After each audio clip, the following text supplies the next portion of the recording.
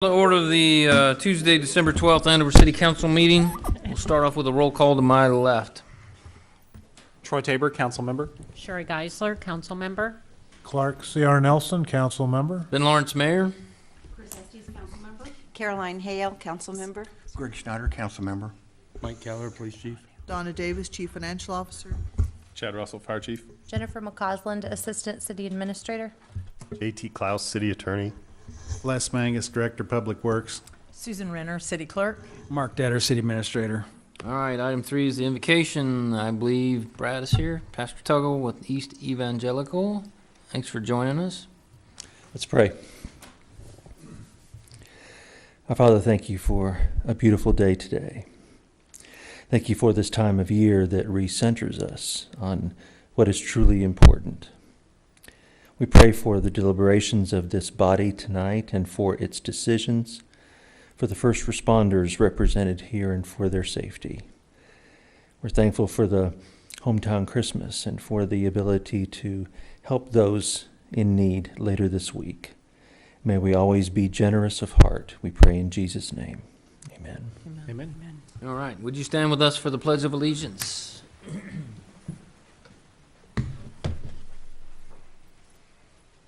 Ready? Begin.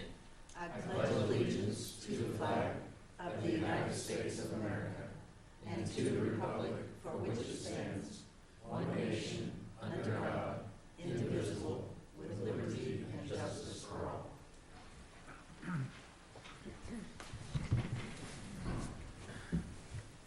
All right, item number 5 is the public forum. Is there anyone here that wishes to address the council? Yes, sir. All right. I think, Chris, we're going to get you to item 7. Not a problem. Anybody else? All right, I will close the public forum and move on to the acceptance of the agenda. Council, with your permission, I have a late addition I would like to add, and it's an appointment to the Planning Commission. I don't know if it's on your desk this evening or not, but if you would modify the agenda to include that, that would be swell. Would that be on the consent agenda? No, I'll bring it up as the towards the end. Mr. Mayor, I would move to accept the agenda as presented with the additional item of, I guess it would be Appointment. 19.2, the appointment of an individual to the Planning Commission. Second. All right, motion by CR and a second by Chris to modify the acceptance of the, modify the agenda as noted. Further discussion. All in favor say aye. Aye. Any opposed? Motion carries. Item number 7, we have a citizen request this evening. Mr. Bannister, now would be the appropriate time.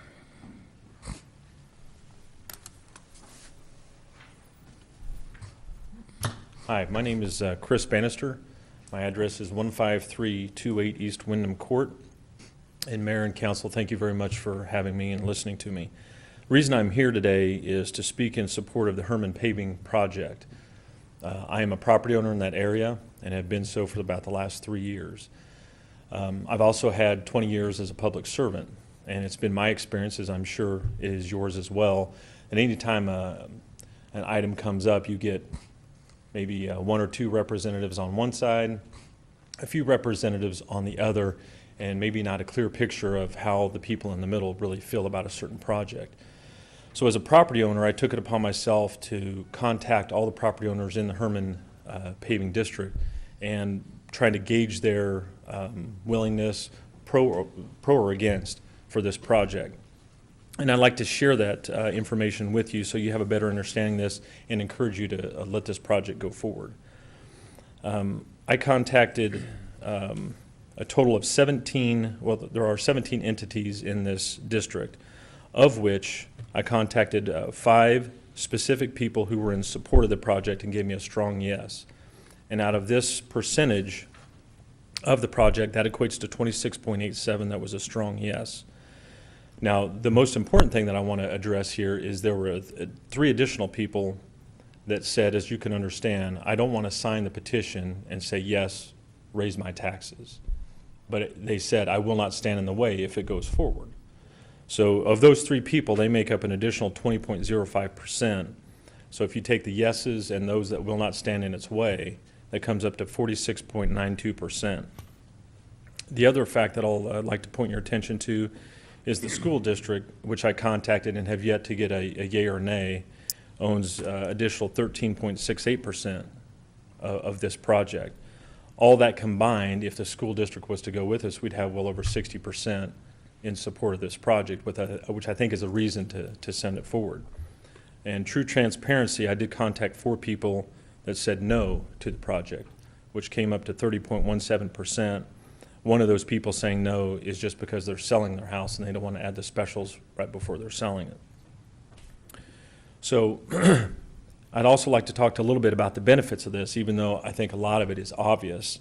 The overall appearance of this neighborhood, I'd like it to look like the rest of the city and bring it with streets, improved streets, guttering, curbing, etc.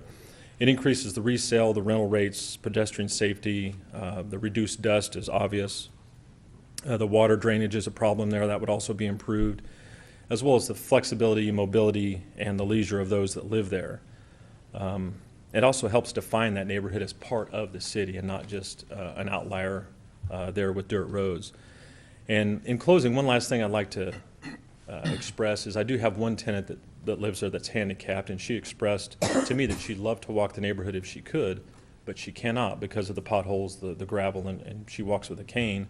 So she's relegated to the 100 by 50 parking service that I have for her. So it would definitely improve her quality of life. It would increase the values for all the property owners as well as the quality of life for the tenants that do live there. So I would encourage you to take the statistics that I've given you and move forward with this project. Thank you. Questions? Mr. Mayor, I have one. Yes. So 5 people were a strong yes. Yes, ma'am. 3 said they were kind of or neutral, but would go with the flow. Correct. So that's 8. And then 4 said no. So that's 12. So what about the other 5? And I apologize. Thank you for bringing that to me. One of those 5 is the school district, so Okay. that leaves 4. Okay. And there was 4 that I could not get in contact with, or they did not reply to my request. So Okay.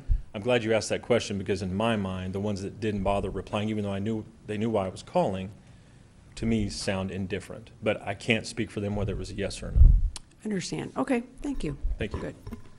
That kind of goes along with my question, because I was going to ask you, in the comparison of the properties, the 13 that are strictly residential, were any of those in your 5 that were strong yes, or was it more the rental property ones? No, there was a strong yes that actually is a resident there. There was a strong no that was a resident there as well. I'm sorry, 2 strong no's that were residents within that property, and again, the rest just kind of Just didn't property reply. owners, investors, etc. You know, we know we still have non-conforming roads in the city limits of Andover, and we have tried over the years to try and bring paving projects to those neighborhoods. Sometimes we're successful, sometimes we're not. Definite benefit to this neighborhood, in my opinion. That being said, it's a considerable expense. It's a $975,000 project, which we would bond, and you spread the specials out over 15 years. But some of these property owners would get hit pretty hard, just based on their Well, size. I'm not excited about paying either, but Nobody is. I look Nobody at it is. as a long-term investment. But there's obvious benefit to it, including property values, but just for our ease of maintenance. We still have road graders, and we still try and get in there, but it makes it harder to keep the road. It costs us more. The city costs us more to maintain those roads than it does just a regular paved road. With all that considered, I would support moving forward. But you have to understand, when push comes to shove, if 50% or 50.1% of those people, when they see the numbers in front of them, say, oh, I can't afford that, or I'm not willing to pay that, then it's dead. Understand. And I did share those numbers with each of the individuals that I spoke to, and some of them were a strong no because of those numbers. Right. And some of the strong yeses were, yes, I'm willing to invest that over a period of time, Right. So, I just would like to see it go forward to get to that next step. And if the opposition comes in and they show up with over 50%, I understand how this works, I get it. But I would also encourage those that were a strong yes, and maybe those that are neutral, come and say your piece Right. and let us know where we stand. But as with anything, I think you'll get one or two vocally against it, one or two in support of it, and then we have to kind of figure out what's in the middle. Right. Well, if we push it forward and the vocal no's don't show up, it's probably going to happen. Anyway, so we just have to tread lightly, I guess. I respect that, and I just appreciate the opportunity for it to go forward and give this process a chance to work. We will deliberate that. Mr. Mayor, I just want to make sure the council knows, and I think staff is very supportive of this, that the city is a 50% partner on this type Right. of project. Yeah, There's we're paying no 50% of it. There's no way we're ever going to get these roads done, asking these residents to pay 100% of these things. I know we had a formula, but right now, we've been talking to residents to maybe try to incentivize this a little bit more, about 50%. Obviously, coming from our sales tax money and a bond and interest issue. But, I mean, we want to commit to doing this too, but I appreciate Mr. Bannister carrying the bulk of this and talking to his neighbor about it, because I know it's a big expense on them as well. Okay.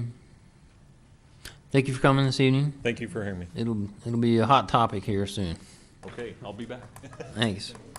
Mayor, Mr. Yes. Mayor, is the special assessment worksheet, does that include, did that take away what the city's portion would have been? Or is that actually a full?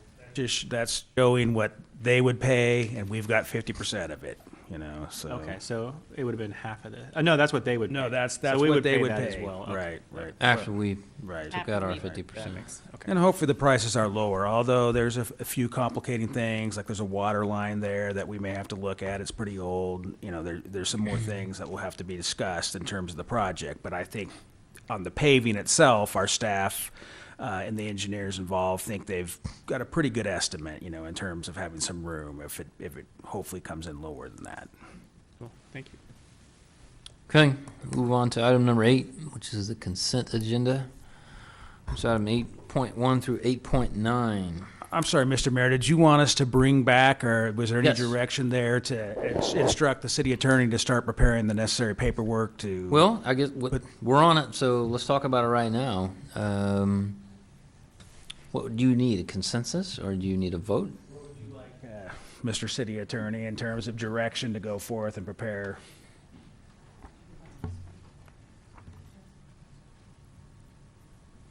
Well, we've already, quite frankly, invested a significant amount of time in preparing the petition that was circulated. So the next step, if you're not going to go the petition route, will be to change the procedure to a public hearing route. The beginning of that procedure will require the adoption of a resolution calling a public hearing. So the first step would be for us to prepare a resolution calling the public hearing.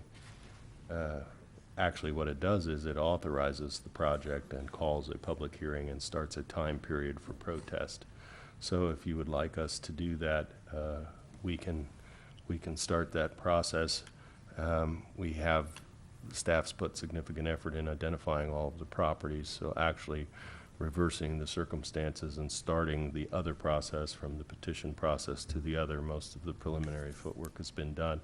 We can just put it on a regular agenda item for consideration of the project and proceeding with a public hearing on the matter. I'm going to be completely honest with you and tell you that if you want your bonds issued this year and you want some of the other things the mayor has instructed us to prepare for the 26th, you will not be considering this item until January. But if we're instructed to proceed, we can You have everything ready by the 26th? certainly do that. What's the publication? Isn't it 2 weeks? I thought he said he couldn't get it done till January. Good Ben once.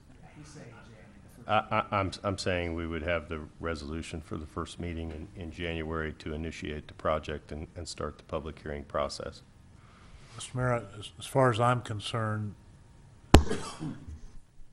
timing is not that important to us, but I think a vast majority of the bench prefers to proceed with this project and see if we can get it going.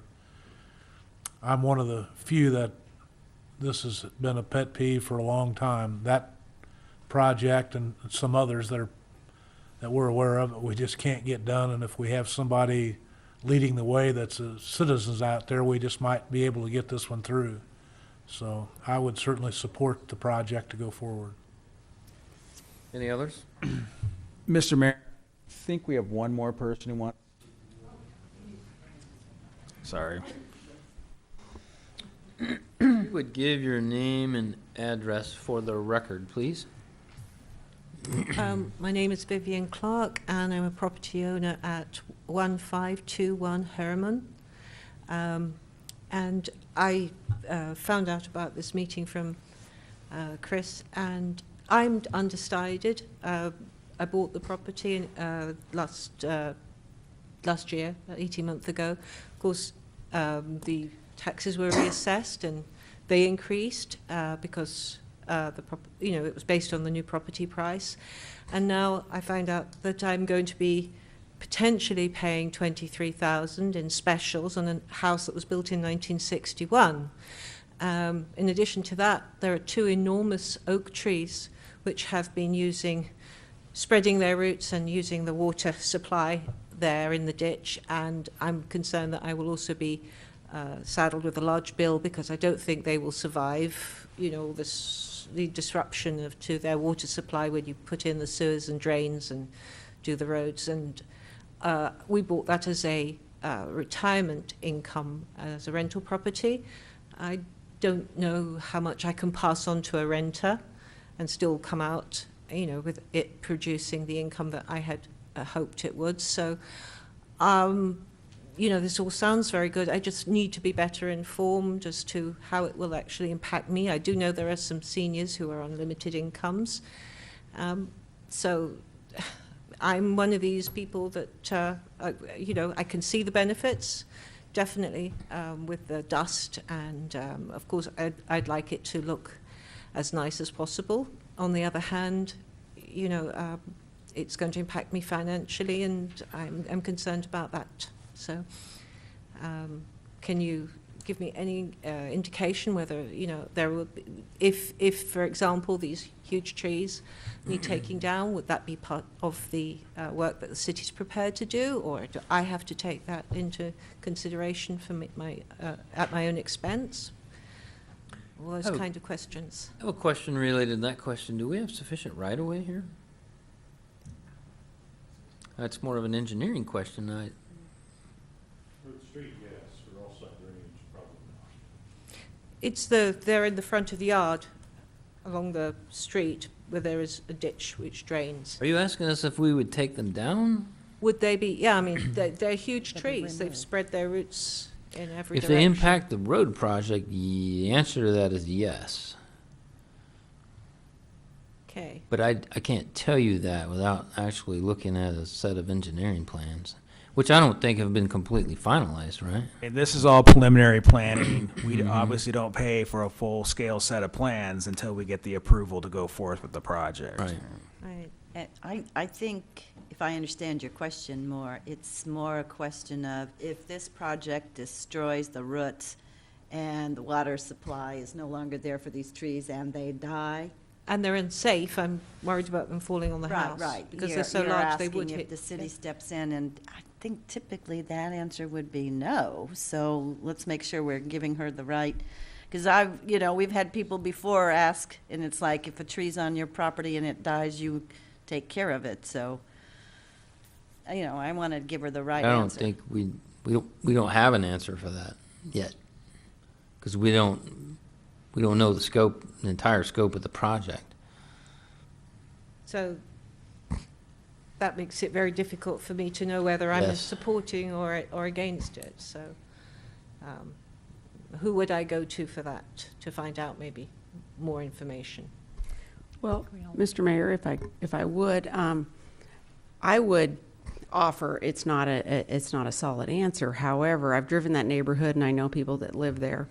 And in the 20 years I've lived here in Andover, the future home values will soar immensely with paved roads, and renters don't want to take care of an oak tree either. So I know it would be maybe some upfront costs, but looking at the property value, Oak Tree isn't going to add value to a property, and I know I don't want you to lose it either. It's the cost of having to take them down. Exactly. That Exactly. would be too huge. And I understand that, but we don't know yet that it would die. Oak trees are very, very capable of finding new sources of water. So we can't say for certain that it would die. We don't know exactly where it's located, but I would say the upside to your property of having a paved road and sewer is immensely outweighs the possibility of possibly losing a tree. But that's just my experience, having rental properties for 20 years also. But we need to look at the engineering plans and see. So I wouldn't let a tree stand in your way of your property values for the next 20 years. Trees, and you're adding the cost of maybe a couple of thousand, 2,000-3,000 onto your specials, and then of course the property taxes. If the property values increase, then the property taxes increase too. So, yeah, it swings around. The benefit is the demand for Andover rentals is very high and will be for the next 5 to 10 years, I believe. So yes, well, that was that's my all hope when something to I consider. purchased in that area. It just seems to be that it was more than I bargained for at the time. Sure, Yeah, I understand thank you. that. I've basically heard one voice that said go forward, or, I mean, what do you want to do here? Yeah, certainly we should go forward to the point where Yes. It's 3, that will answer Vivian's question, so. okay. Well, and this saying to go forward is still, it's still a open. long that process. That it's It's a long- a petition of 51% of the owners could stop the project. So But at it's this not price- like it's a done deal. Right. This is a very good price, though, for it, getting it You have half sufficient price. information? Yeah, we'll start the project for placement on the agenda in January, and with your consent, since it's been a while since we've done one not under petition, at the meeting, we'll spend a little time discussing about how the process works, what the time is, what the protest rights are, and when the public hearing will be had, so that everybody can have Everybody the knows. opportunity to be heard on this topic, and you can really get a feel for any neighborhood concerns. Sounds fair. And while it's not required, we'll send a notice to every property owner in the area about the public hearing, so. That would be nice. Good. That would be nice. All right, item 8, I guess. We didn't vote on that. 8.1 through 8.9. Those are items on the consent agenda. Is there a motion to approve? So moved. Second. All right, motion by Sherry, second by Caroline to approve the consent agenda as presented. Further discussion. All in favor, say aye. Aye. Any opposed? Motion carries. Move on to item number 9, which is the 2017 amended budget. Just a little housekeeping. Donna, do you have any summary you would like to prepare for us, or? Basically, it's taking care of some expenses that some of them should have been done in 16 and got moved to 17. In the general fund, the big thing there is that we paid off the temp note on the $1 million ladder truck early to save on some interest. So we have to amend the budget to show the transfer over to bonded interest. And in bonded interest, we have to show the expense of paying it. In the tourism fund, we needed to adjust to reflect the accurate revenues from the concert and the expenses from the concert. Street improvement, the big thing is some of the projects, again, that were scheduled originally for 2016, such as the street rehab that didn't happen until 2017.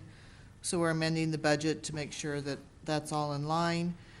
And then we have park impact and park improvement, recycling and water and stormwater are helping with some of the cost on the amphitheater. And so we're reflecting those expenses in those particular funds.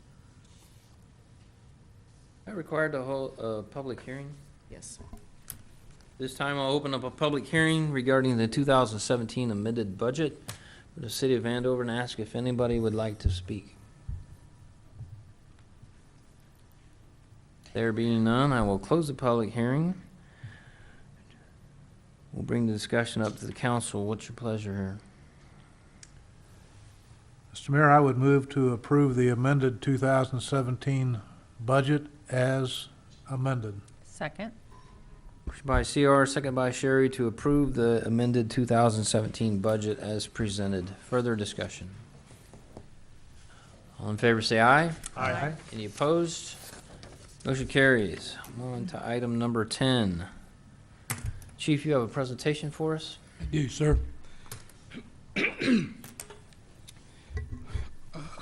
Excuse me, losing my voice. Try and make this quick. Mr. Detter asked me to prepare, in light of all the issues around the country involving law enforcement and transparency, he asked me to put together a presentation for you about our in-car, actually our camera systems, in-car body-worn camera. So that's what I have here for you tonight. To start with, I wanted to give you a little bit of history. Where do I point this? I'd hate to tell you. There we go. Give you a little bit of the history. Basically, prior to 2009, we had a couple, I think three Sony dash cams, these little recorders that we Velcroed onto the dash of the police cars. We had them in like 3 of our cars that used the little cassette tapes. It's kind of where we were at, but in 2009, we outfitted all of our marked units with an ICOP system, that's a brand name, where we put these two camera system into each one of our cars at a cost of about $52,000, and we've had them in all of our marked units since '09. In 2012, through funds that were donated to us through the Leroy Tipton estate, we used $16,000 of that money to purchase body cameras for all of our officers. This is all the officers on the street each have been since including our SROs, since 2012 have been outfitted with body cameras. I made a note here to give you a little timeline here. That's 2 years before the Ferguson, Missouri incident, and before there's been a national push to outfit them for all police officers. We were well ahead of the curve there. In 2017, as we saved money through our equipment reserve fund to put together the money to make this purchase and to wait for technology to catch up for a system that we wanted, in 2017 we replaced our body cameras and our in-car cameras to what the system we have now, a Data 911 system. This is a truly integrated system, and I'll explain more about this as I go through, but this was at a cost of almost $114,000. The system includes 16 in-car cameras, 25 body-worn cameras, and it also includes cameras for our 4 interview rooms and an automated license plate reader that I'll talk about here in a little bit. To start with, the in-car camera system in the cars, when we say in-car, that's what we're talking about. It has 2 camera systems. One is a forward-facing camera that projects out the front windshield, and then a rear-facing camera that is actually in the area where we have prisoners transport, a partition area where we put prisoners in the vehicle. These cameras are activated through 5 different ways. Obviously, you manually can push the button and start the camera. You can remotely start the in-car cameras from the officer's body-worn camera. It's kind of one of the things we were upgrading to. It can also the camera will automatically come on whenever the officer turns the lights on, the emergency red and blue lights. They'll come on if the vehicle hits or exceeds 80 miles per hour. And then if the vehicle is involved in a motor vehicle accident, the cameras will automatically kick on. These cameras have a 1-minute pre-record. What that means is the cameras are always recording, they're just not saving. And when the camera is activated by any one of those 5 measures, the camera will capture the previous minute.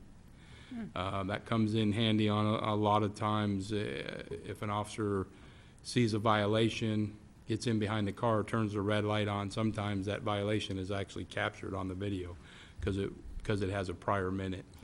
And then another improvement with this new system is that all of these in-car cameras will automatically download inside the station when they pull into the garage.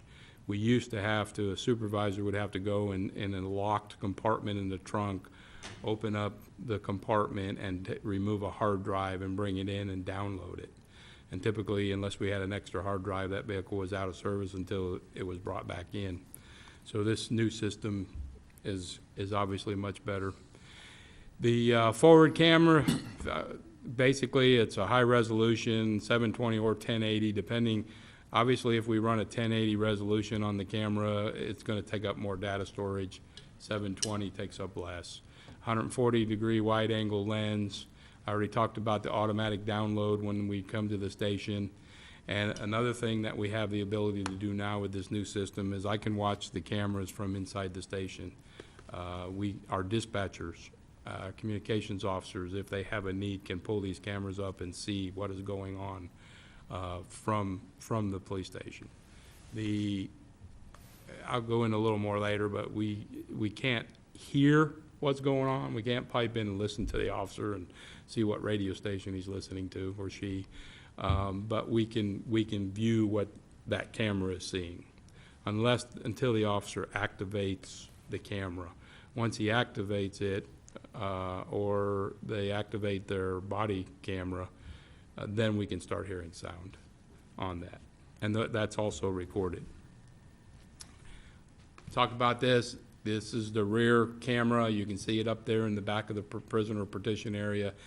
This is basically an infrared camera. It can pick up in the dark as well, and it's basically there for reducing our liability on complaints if we transport a prisoner that they're transported in a humane manner.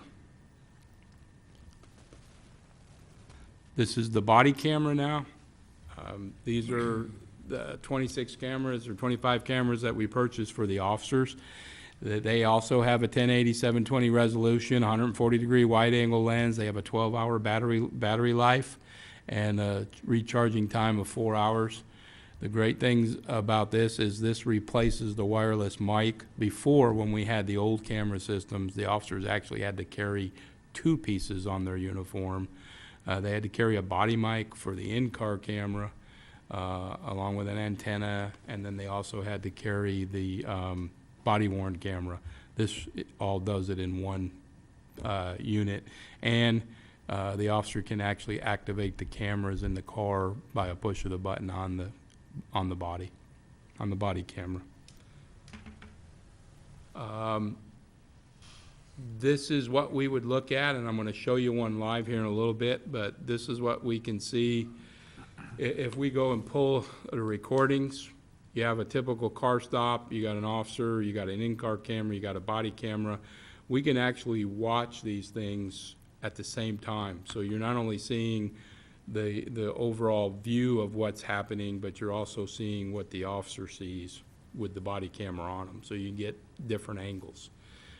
We also have the ability, I don't know if I talk about this later in here, but we have the ability of syncing up these videos. So on one screen, let's say I have an incident that happens where we have 3 officers there and 2 cars. I can put both in-car cameras and all 3 body cameras on one screen, and we can watch what's happening all at the same time. They're synced up.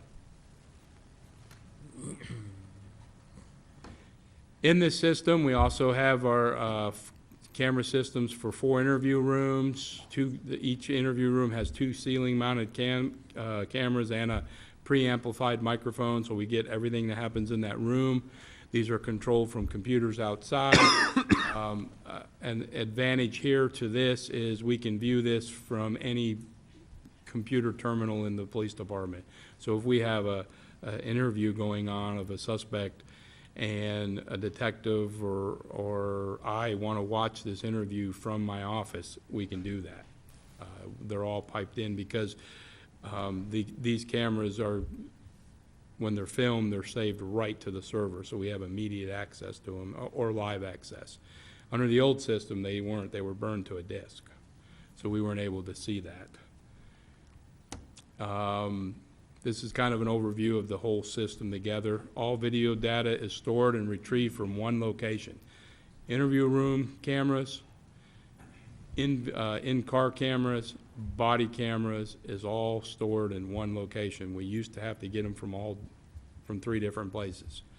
All videos are stored on the in-house server, so we can have access to them. We used to, if I wanted to watch a car stop the next morning after something happened, I had to have a lieutenant burn me a disc, and I would put it in the computer and watch it. Now I can pull it up directly from the server. All videos can be synchronized and viewed. They are storage. Right now, we maintain a 5-month storage on all videos. We don't keep them forever. There's a lot of, these cameras are rolling all the time. There's a lot of junk that gets on there, and we have it set up where at the end of 5 months, if a certain video has not been marked as evidence or marked as a keeper, it could be a video in a car stop, a DUI, an arrest, could be a number of things. If it's not marked, then it will automatically be deleted, but that's not for 5 more months. That's to give us time. If, you know, sometimes we might get a citizen come in and want to talk about something that happened a month ago. We still have access to those videos. And they are all protected through a hierarchy of control.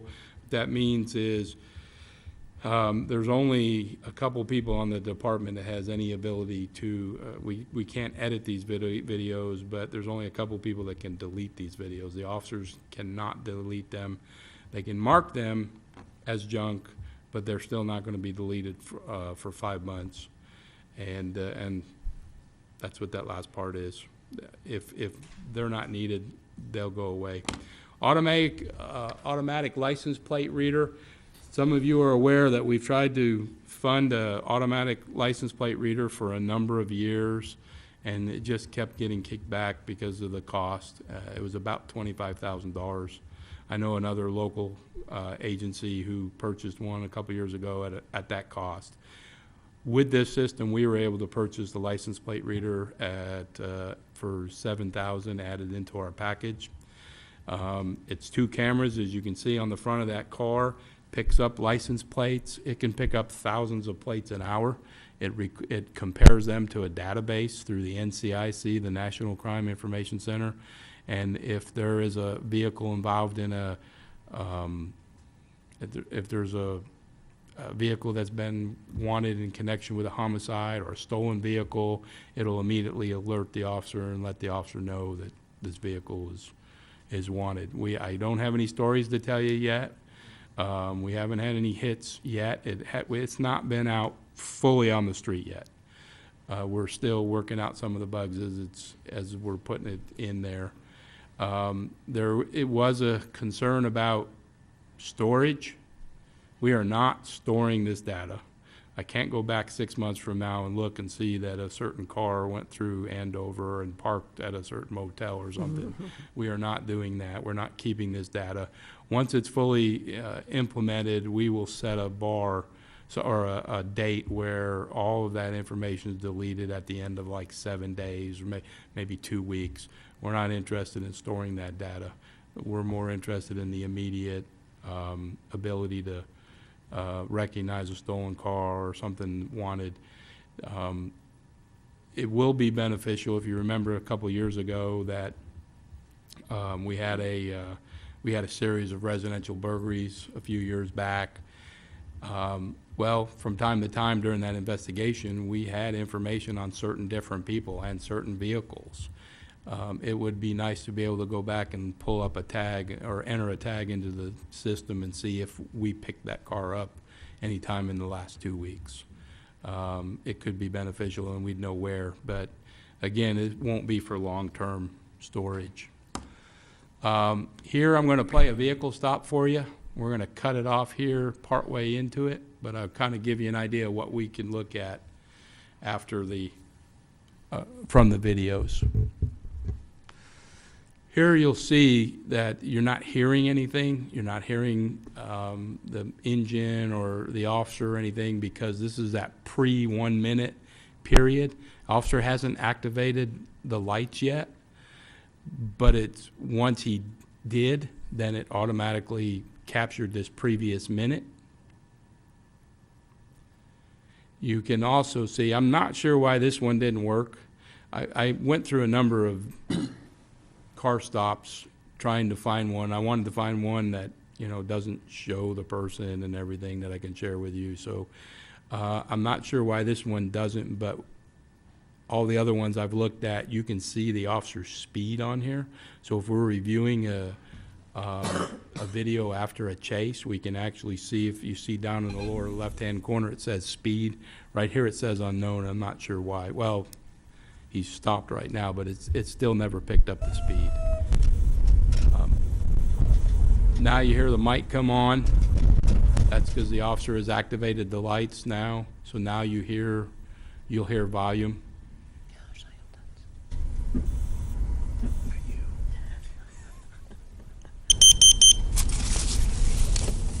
That was the officer activating his body camera. The top picture now is his body camera is also running.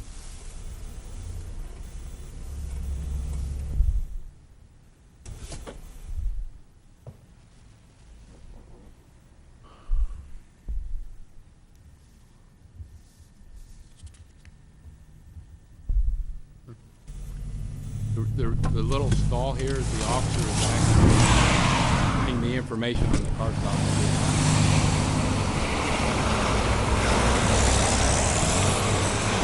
Hello. Hi. Officer Hampton, Hanover PD. I stopped and you talked about your speed coming through the school zone. You were right next to a car that was doing 18 and you were doing 34 passing when you were about in front of the middle school. The reason you're not doing the 20? Wasn't paying attention? Yeah, I guess. Where are you coming from? I was just paying my babysitter. Okay. Well, like beyond the school zone, or where are we talking about? Where was your babysitter at? Okay. All right, in order to get you moving, they need to see a driver's license and proof of insurance for the car, please.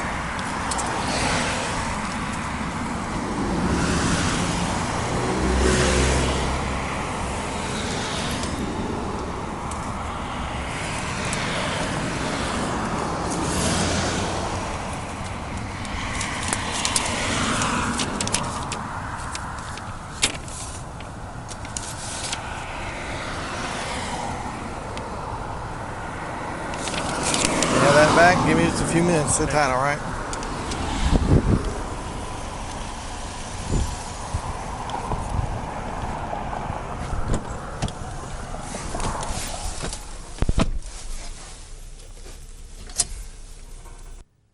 We're going to stop it there because now the officer is going to call the individual's name in and his driver's license number, and I really don't want that to go out.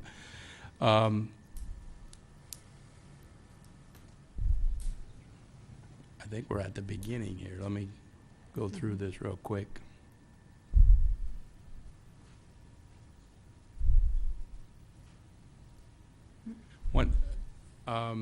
Several things that we really couldn't point out in this camera or in this video shot.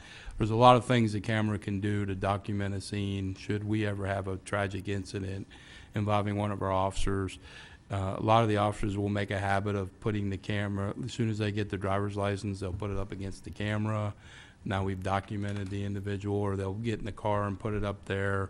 There's a lot of information. This one wasn't the best because the camera wasn't in the right angle here. One of the reasons why I used it, so we weren't showing the gentleman's face all over. But typically you'll see that kind of stuff. And I'd be happy to answer any questions that you might have on any of our cameras. I have a question. Mr. Mayor, like the chief said, after the last couple of months of the exposés and a few of the newspapers, I know this is something we actually take major pride in, the way we handle our camera program. And I've never had the chief call me up and say, I'm refusing to show this guy the video. I'm sure there could be circumstances where we wouldn't do that, but he's never once said that to me, that I just told this guy I won't show him the video. I think we've always been open to our citizens about that. That's something Councilmember Nelson hit me up earlier today and asked me about that. And as an attorney, he understands more. Sometimes you can't release those videos. I am one that is very transparent, and I would move to share that information sooner rather than later. However, sometimes in certain instances, you cannot, it's not necessarily the chief or the department that's not releasing that information, because that video could be evidence. If you're talking about something like an officer-involved shooting, all of that video is evidence. And before I would release a video of that nature, I would have to talk to the county attorney. Ultimately, it would be my final decision, but I would not want to ruin the case for the prosecutor. So it's not necessarily always the department that's refusing, but what's in the best interest of that case. And sometimes a chief very well may want to release that, but can't because of the case. But as Mark said, we're very open. We, if at any way possible, we would rather get the video out earlier than later. My question was going to be on the body cameras that you talk about, the 12-hour life and then recharging for 4 hours. Our shifts are 12 hours, but does that battery only run down while they have it activated, and then if they get back in their car and shut off their body camera, is that still running down the battery? Or in other Yes. words, they don't make it through a whole shift? We haven't had too many complaints of them not making through a whole shift. The concern is if they go past the 12 hours and overtime. But you're right, they're not wasting power when they're not running. Right, but they're But still we're- using battery, or not? No, they're not using Oh, battery okay. when they're turned off. They're using some, but not as much. And so they would last a lot longer. Right now, that's the best technology has to offer. I imagine they'll get better, and we'll get more time here very soon. But right now, the 12 hours is the best that is out on the market. Well, what's our directive? I mean, I would imagine that they should be activating body camera anytime have some kind of an interaction. So is that their directive? We their leave it a standard lot protocol? to officer discretion. A lot of it is, we don't have any hard, fast rules, except on vehicle stops. The rest of the time, they have to be able to turn them on and off. They go in and use the restroom, or they're meeting for certain Right. things, they turn the camera off. But I will tell you, I've been to several classes on these. This is equipment and it malfunctions. Batteries run low. There are humans that are operating them. Forgot to charge my camera last night. We have things in place to help overcome those, but sometimes they just don't work. And it always puts you in question immediately. Well, the camera didn't work, it's suspect. But we try to overcome that, but I want to let you know that does happen. Occasionally, there is a malfunction, cameras, and a human error, it happens. Mr. Nice Mayor? job. Oh, Chris. I have a question. Just, is there a training program for the officers to stay current on all the camera features every time there's an upgrade, or part of the annual training, just to make sure they know? How to operate them? They're And pretty simple, push a button. It looks like it. There are some things, and yes, we do it initially when we get them. Lieutenant Steve Harriman is the one in charge of all our cameras, and he provides the training, and a lot of times it's one-on-one. They're pretty simple to use. The hard part would be making sure you know how to work the software after the fact. And I think my concern for the public is that they're not, they're easy to use, but they're easy to overuse, so that they're not on when they shouldn't be on, or violating citizens' privacy in that respect. That kind of training, just to look at when the arrest or the situation is over, the cameras are done, that kind of thing. We are having a training committee meeting next week, talk about next year's training. I'll keep that in mind. Great, good. I think it's a great thing, and it's benefits the citizens and the officers. It's good. You're having a meeting to schedule a meeting? What you just said? No, we're, next week, usually in December, we have a training committee that meets, that outlines all of our training for the following year. So that's what we'll be doing. That's next kind of the same thing. A but meeting to that's fine. schedule the meetings on training. A training meeting to schedule Training. training. I get it. Mr. Mayor? Yes. I just wanted to make one comment. Go ahead. The license reader, I had a car stolen, and that's the only reason it was found, was because one of the license readers. So I think they're wonderful. Wow, great. I hope ours works as well, once we get it fully operational. Okay, good stuff. Like Chief says, we've been well ahead of the curve on this.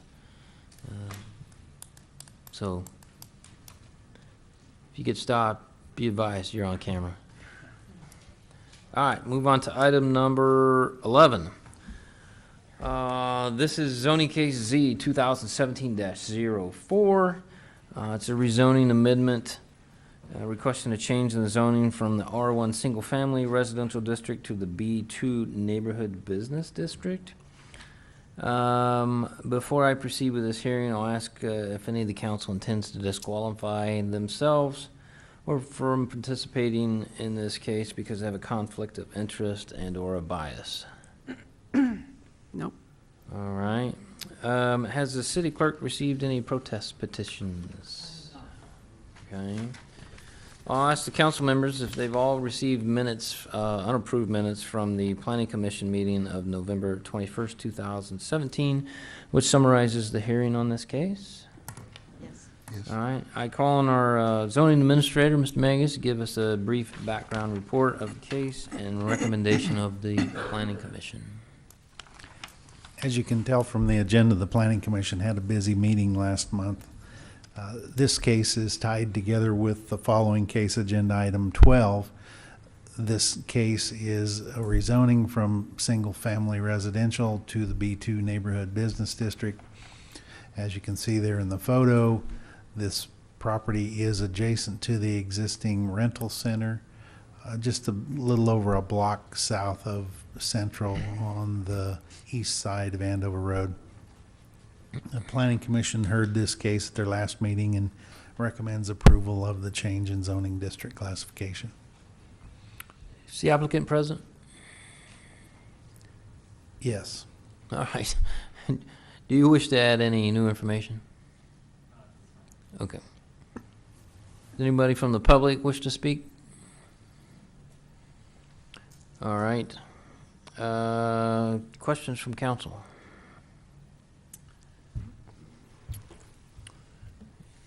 Is there a motion then?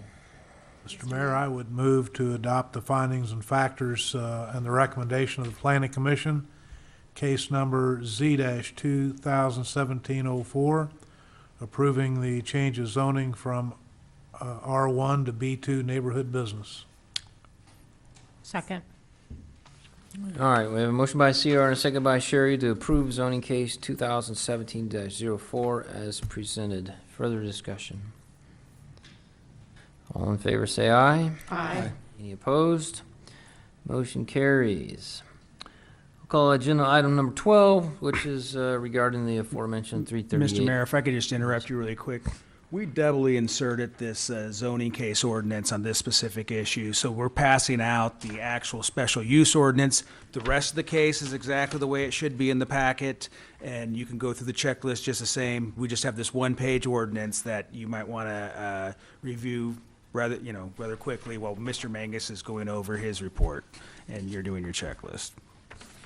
And the conditions are in here accurately? Yes, sir. Okay.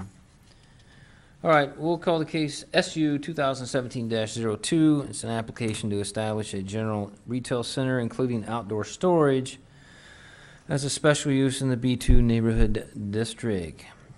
Before we proceed, I'll ask if any councils intend to disqualify themselves from participating in this case because they have a conflict of interest. Has the city clerk received any protest petitions?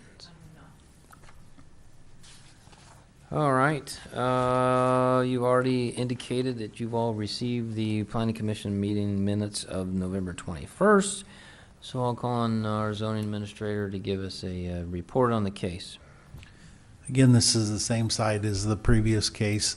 The owners of the rental center are under contract to purchase this property contingent on satisfactory zoning. The zoning before you tonight is a special use to allow that rental center with outdoor storage in the B2 neighborhood business district. Planning Commission has recommended approval. Questions? Mr. Mayor, I would move to adopt the recommendation of the Andover City Planning Commission on case SU 2017-02 for a special use to allow a general rental center, including outdoor storage on the property described on the factors identified by the Planning Commission, subject to the following conditions. Number one, dedication of Andover Road a 50-foot minimum half-street right-of-way. Number two, installation of a 6-foot solid screening fence on the east property line. And three, no storage of equipment on the front yard building setback area. Second. Motion by CR, second by Sherry to approve special case SU 2017-02 as presented. Further discussion? All in favor say aye. Aye. Any opposed? Motion carries. Congratulations on your business expansion. You're welcome. Move on to item 13,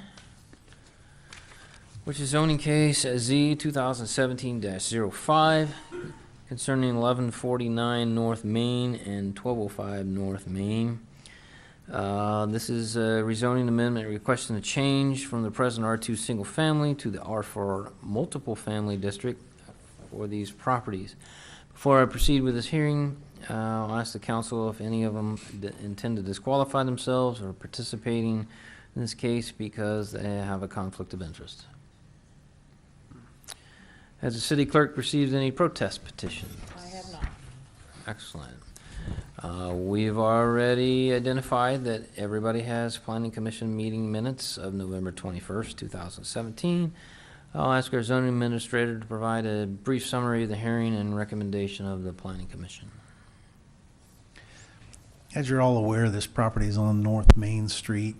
North Main Street is experiencing some redevelopment. This particular case, the applicant has purchased 2 lots with houses that were, I wouldn't say abandoned, but hadn't been occupied for many years, and intends to build a cluster multifamily type development of a few multifamily buildings. The Planning Commission again has recommended approval. There is a plat in the application process that the Planning Commission will hear next Tuesday night, and we hope to have to you possibly by the end of the year at the 26th meeting. New development on a recently paved curb and gutter road. Absolutely. How about that? Mr. Mayor, Carolyn? I moved that we adopt the findings and factors recommendations of the Planning Commission, case number Z-2017-05, and approve the ordinance to change the zoning district classification from R2 single-family residential district to R4 multiple-family residential district. Second. Motion by Caroline, second by Greg to approve zoning case Z 2017-05 as presented. Is the applicant here? Yes. You have anything to add? Okay. Motion and a second. All in favor say aye. Aye. Any opposed? Good luck. Move on to item number 14, which is SU 2017-03, 2213 East 13th Street. Before I proceed with this hearing, I'll ask the council if any of them intend to disqualify themselves or participating in this case because they have a conflict of interest. Nope. City clerk received any protest petitions? No, have not. Well, that's very boring. I can make them up. All right. We all have copies of the unapproved minutes of the Planning Commission meeting on November 21st. So I will call on our zoning administrator to provide us a report on the case and recommendation of the Planning Commission. As you can see from the aerial photo there, this property is on East 13th Street at the city limits. It's bounded on the south by the Redbud Trail, the north by 13th Street, and on the east by a electric transmission line and a high high-pressure petroleum pipeline. The applicant's purchased the 38-plus acres and intends to build a horse barn with a small living quarter in order to keep her own personal horses, but she wants to have the ability to have possibly a trainer come over periodically to put on a clinic or so forth, and that would require the special use. The Planning Commission heard the case at their last meeting and recommends approval. Is the applicant here? Nope. So is this going to be boarding other horses for people? 'Cause No.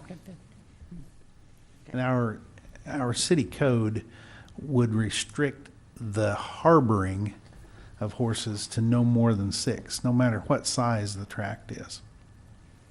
One of the conditions on this case is that the applicant would like to have up to 15 horses if she were to have some sort of a training clinic there. But those couldn't be harbored there. They can only visit and then they'd have to leave at the end of the day. Okay, so And there are 6, no public events allowed. and 6 can live there, though. Correct. Anybody Mr. from the, Mayor? hang on, does anybody from the public wish to comment on this? Okay, go ahead. Mr. Mayor, I move that we adopt the findings and factors and recommendation of the Planning Commission, case number SU 2017-03, and approve the ordinance to permit a riding academy, subject to the following conditions. 1, dedication of the 50-foot 13th Street half street right-of-way. 2, limited to not more than 15 horses on the property at any given time. 3, no outdoor lighted arenas. And 4, no public events. Second. Motion by Chris, second by Sherry to approve special case SU 2017-03 as presented. Further discussion. All in favor say aye. Aye. Any opposed? Motion carries. Item number 15, Redbud Trail East. Evening, Mr. Anderson. Mr. Mayor, Council, thank you. Steve Anderson, City Engineer. This item and the next item pertain to the Redbud Trail East. We're using that project label for a presently unimproved stretch of trail extending from the easterly part of our city to US 54-400. It's approximately 4 miles long. Before I get into the particulars, I would like to give a little history and context for new members or for those who may have forgotten. Our partner, and I would say the lead on this project, has been ARTI, the Augusta Andover Rail Trail Initiative, or Andover Augusta Rail Trail Initiative. They have representatives here tonight. Should you have any questions, they have applied for a grant, I would say years ago, but we've had a delay in starting construction because they've gone back and reapplied or amended their grant application at least twice. Thanks to Ruth. Thank you very much. And the notes they gave me before the meeting indicated grants in round numbers of $41,000 and an RT contribution of $66,000 for nearly $107,000. So that is money that will be used for surfacing the trail and for building certain drainage improvements. Now back to this, any questions on that history? To the particulars on this item, there is a single property between Meadowlark and Indianola, which triggers a statutory requirement. The particulars are the land on both sides of the trail or former railroad is under single ownership, and that entire parcel is surrounded by fence for stock purposes. And that requires us to build a right-of-way fence down both sides of our trail. We've got concurrence from the city attorney. He may not remember, but from a year ago, we've discussed that with him and the insurance company. There's a safety concern keeping cattle off of the trail. So that's what's triggering the fence requirement. We asked for several bids. We only received 2 back. JMac Fencing was the low bid for a little less than $20,000. I've included a contingency in case we have to add an extra gate to satisfy the property owner. This was anticipated when we did the budget last year, and so the funds will come out of the park impact fee funds. Subject to any questions you might have, the recommendation is in the form of a motion before you in your agenda packet. Questions? No? Mr. Mayor, Chris? I move that we approve the quote from J-Mac Fencing, Welding and Repair for construction of the stock fencing along the Redbud Trail East between Meadowlark and Indianola with a not-to-exceed price of $20,000. Second. Motion by Chris, second by Sherry to approve the quote from GMAC Fencing as presented. Further discussion? All in favor say aye. Aye. Any opposed? Motion carries. Item 15.2. Okay. This item follows the fence agenda item and precedes fence construction. We need a survey to get the fence in the right place. Earstone Surveying is located on North Andover Road. They're a local business. They gave considerable assistance to the parking lot across the street from City Hall here. We're very satisfied with their work, and we'd like to see them do the work at the hourly rate specified for the not-to-exceed amount in the motion. Mr. Mayor, Sherry? I'd like to make a motion to approve the agreement with Maristone Surveying for the Redbud Trail fencing with a not-to-exceed amount of $4,000 and authorize the mayor to sign.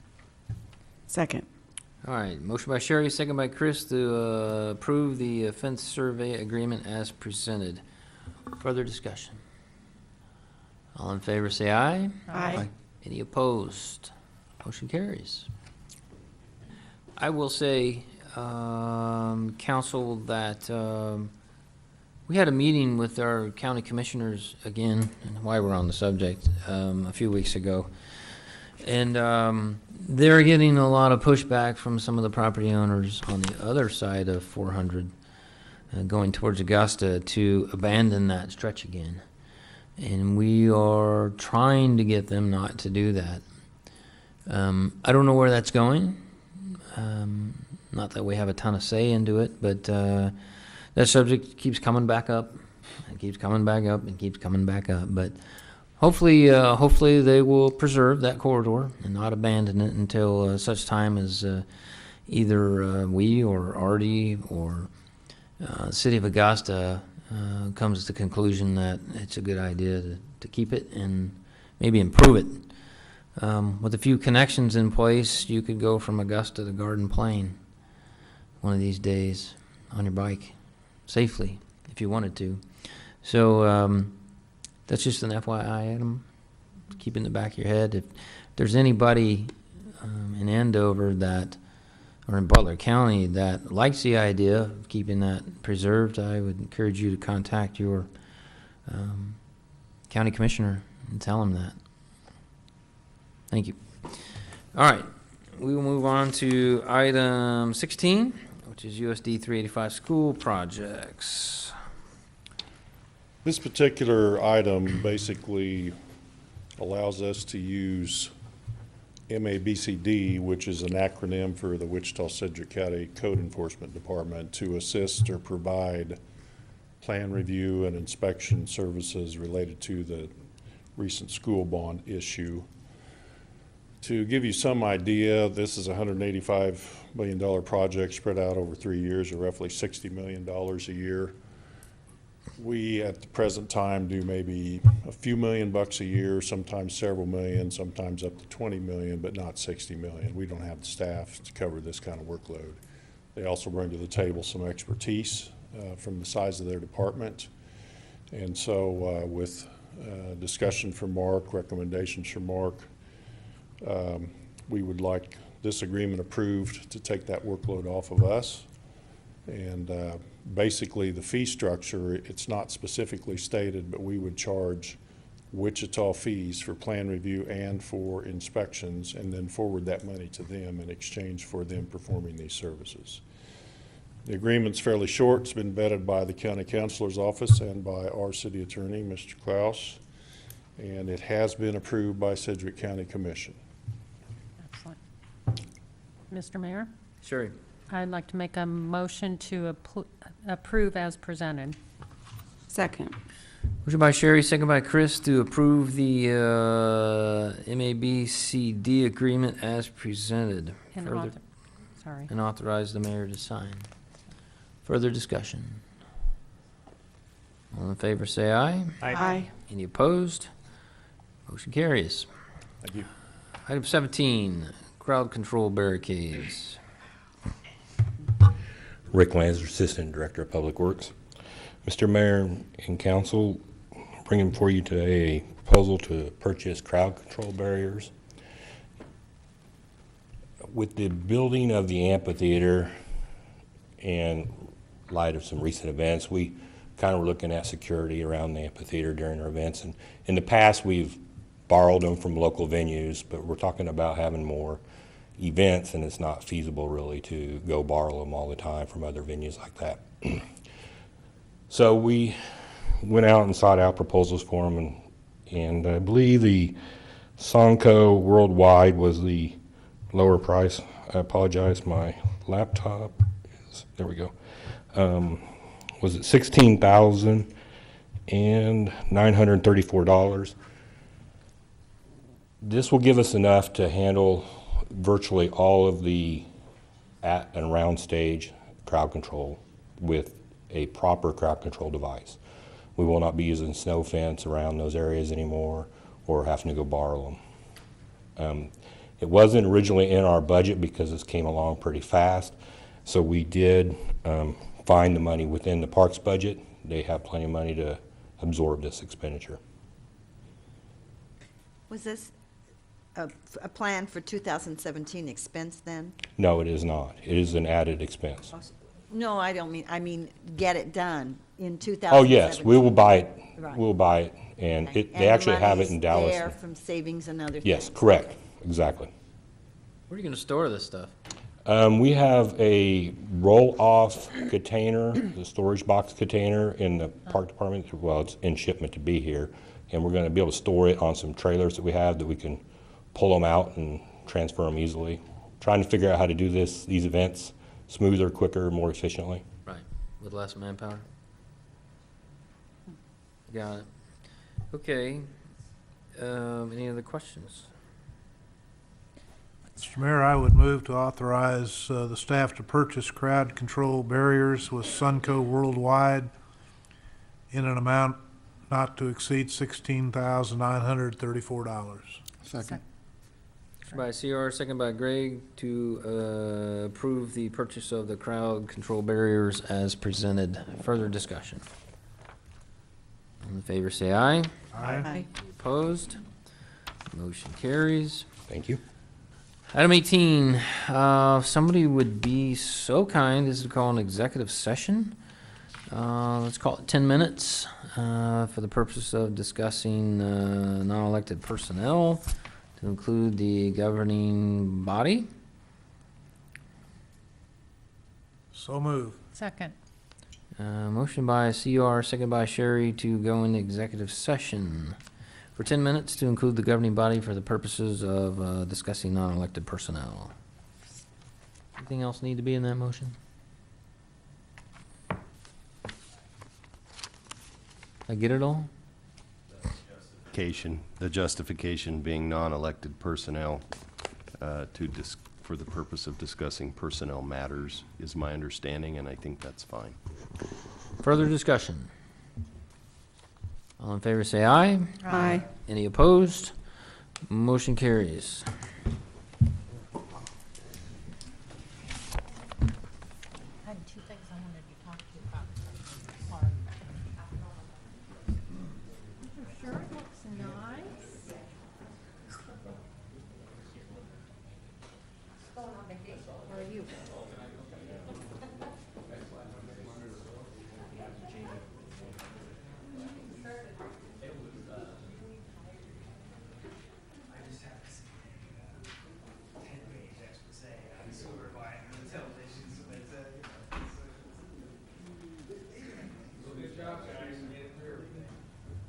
There was 3 slides, Rick. I had no idea which slide you wanted, and she just held it on one side. guesswork is getting on like my last nerve today. And actually, I keep forgetting they have that whole thing exactly. No, they don't. They don't have the opening item? No. No. Well, they do.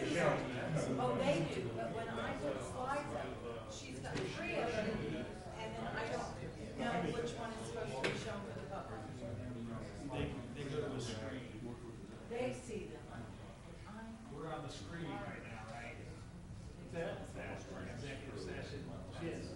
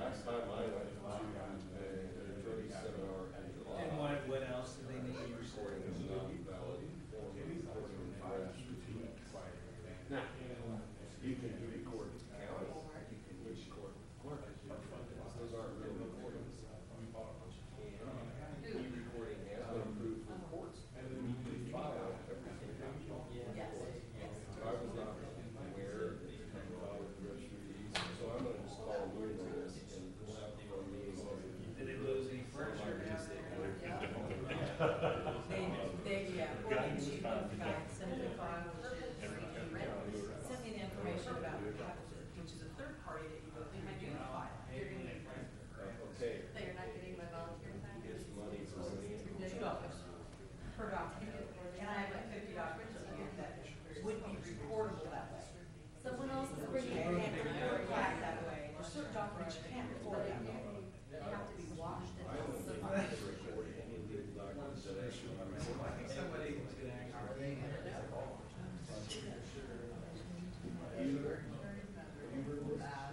I saw this request on there, but the answer is we're not going to record anything until I can establish. report this year. Did you send me his advertisement?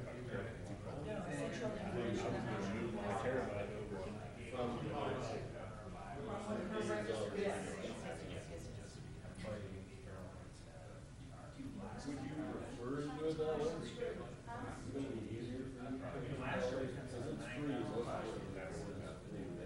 And it's a turnaround of like an hour.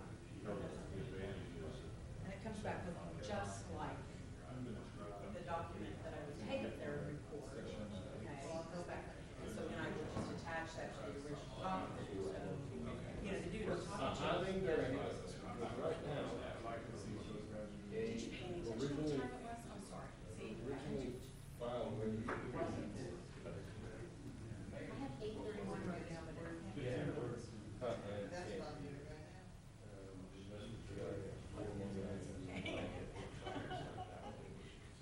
Is this my whole contract, the latest rush job we just got, or is Yes, sir. that? I believe so. Oh, I just got, yes, ma'am. I believe so. Who's in there? No, it's fine, I'll get it done, just using more documents. What am I behind on the zoning for the old days? Maybe nothing. 1205 North Main, I don't think.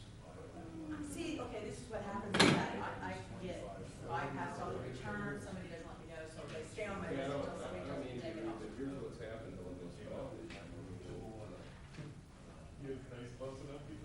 These are. It's been excruciating and challenging. You must have been right in the middle of a war. And so, we're back to original, we have second spot, 2000, because he doesn't have his cards, he hasn't inserted the card on his ballot, which he does for temporary. So, Yeah. I understand it's excruciating and stressful because his better luck, he had gotten his way out, actually, that he. You know, some project, what can we do to make that better? Well, nothing we can do definitely. Yeah, for sure. Yeah, that is true.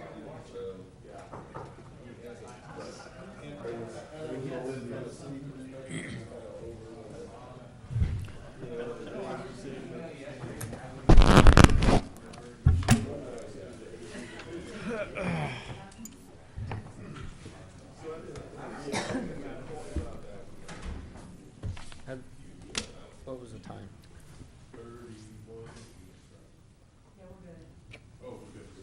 We're good. Okay. Mr. Mayor, I Yes. move we return from executive session to regular council meeting. Second. Okay, motion by Chris, second by Sherry to come out of executive session. Further discussion? All in favor, say aye. Aye. Any opposed? Motion carries. Item number 19, you have before you the 2018 recommended pay plan for our employees. The Salary Review Committee met, discussed, and this is their offering. What would you like to do with it? Mr. Mayor, I make a motion to approve the 2018 salary pay plan as recommended by the Salary Review Committee. Second. Motion by Greg, second by Chris to approve the 2018 salary pay plan as presented. Further discussion? All in favor, say aye. Aye. Any opposed? Motion carries. I think we're down to member items. No, we had 19. Oh, yes, I am so sorry. Thank you. I even wrote that on my sheet. So, we have some vacancies on our planning commission. It was my thought to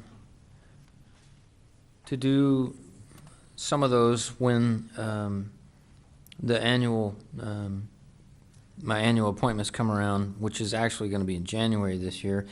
But, through, a couple of people, thank you, Chris and Mark, we have found a willing participant. And I would like to appoint Alex Zarkan to the Planning Commission to replace Mike Warrington. Mr. Warrington's obviously here this evening, or he was. But we have kind of stepped him down, so there's no conflict of interest when he steps up to the council here in January. So, Alex, if you don't know him, I think most of you met him. He actually ran for city council this previous election. Was not successful, but still willing to serve, and he would be my recommendation. The reason why I brought it to you beforehand is we need him for the 19th meeting, because we're going to be short, still short some people. So if you would so approve it, that would be great. I think that's a great recommendation, and I would move to approve that. Second.